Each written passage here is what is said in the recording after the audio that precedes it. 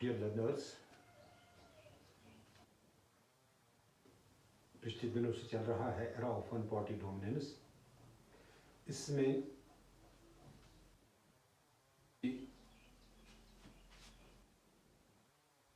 Parties और आज हम कुछ अपोजिशन पार्टीज जो आफ्टर द इंडिपेंडेंस इंडिया के सियासी उफक पे छा गए, उनमें से कौन कौन सी पार्टी ऐसी थी जिनका फाउंडेशन पहले हो चुका था, जो पहले इलेक्शन में लड़े और उनका क्या कंट्रीब्यूशन रहा या उनके क्या मैनिफेस्टोज थे या क्या मैनिफेस्टो लेकर वो अपना जो दायरा कार था उस पर काम कर रहे थे।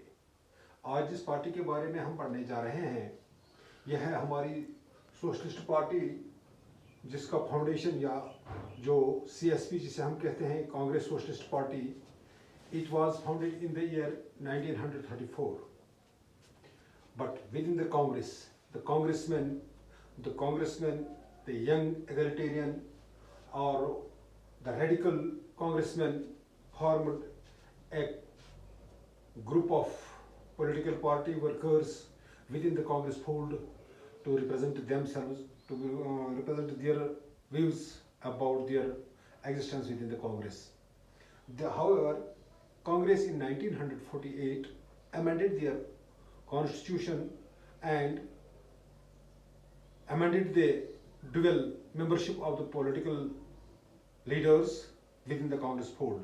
As such, in 1948, this socialist party leaders suggested that they will went out of the, they will go out from the Congress fold and they will have their own organization, and they named this organization as Socialist Party or Congress Socialist Party. जो Congress Socialist party थी, इसके अंदर जो political party जो 1948 में वजूद में आ गई, इसका एजेंडा जो था, it believed in the ideology of democratic socialism.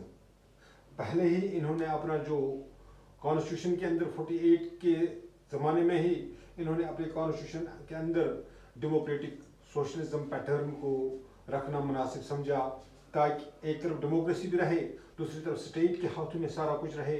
जो इंडिविजुअल है, जो कैपिटलिस्ट्स हैं, जो लैंडलॉर्ड्स हैं, उनके हाथों से पावर छीन कर जो वर्कर्स हैं, पीजेंट्स हैं, उनके हाथों में आ जाए। तो पहला इनका यही मैनिफेस्टो था। तो उसके बाद दूसरी बात जो इन्होंने की, they criticise Congress for favouring the capitalists as well as landlords and ignoring the workers as well as the peasants. जो कांग्रेस पे इन्होंने इल्ज़ाम लगाया, जो अब कांग्रेस कि भाई कांग्रेस कैपिटलिज्म को फेवर कर रही है, कांग्रेस लैंडलॉर्ड्स को फेवर कर रही है, कांग्रेस इग्नोर कर रही है पीजेंट्स को, कांग्रेस इग्नोर कर रहे हैं वर्कर्स को, वीकर सेक्शंस को इग्नोर कर रही है। लिहाजा कांग्रेस पे जो दाव खेल रहे थे कि कांग्रेस सोशलिस्ट डेमोक्रेटिक पैटर्न को फॉलो नहीं कर रही है। But in 1955 Congress also adopted the democratic socialist pattern of ideology. उन्होंने इस चीज़ को अडॉप्ट किया। इसके बाद जो ये कांग्रेस सोशलिस्ट पार्टी थी, इनका जो एजेंडा था या जो इनका क्रिटिसिज्म था वो ख़त्म हुआ।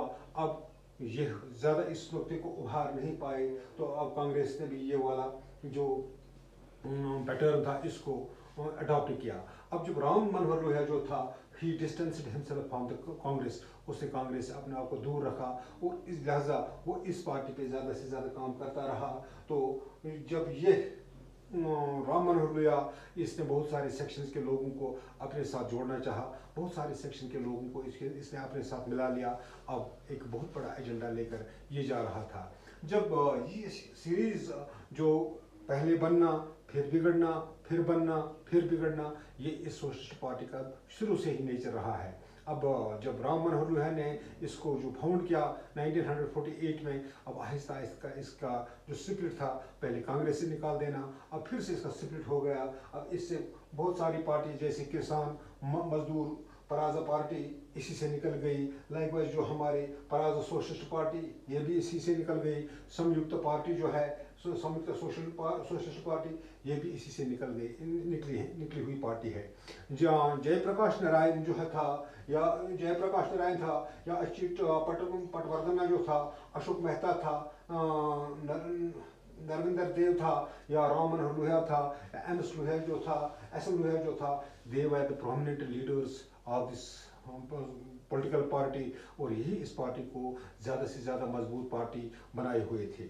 और इसके बाद ये पार्टी जब कांग्रेस ने सोशलिस्ट डेमोक्रेटिक पैटर्न को फॉलो किया, तो ये पार्टी फिर वीक पड़ती गई। अब जो इसके लीडर्स थे, कुछ लीडर्स इस साइड में चले गए कि कोई किसान मजदूर पराजा पार्टी बना रहा है, कोई संयुक्ता पार्टी बना रहा है। अब इसका जो नेचर था पहले से स्प्लिट का शिकार हो गया।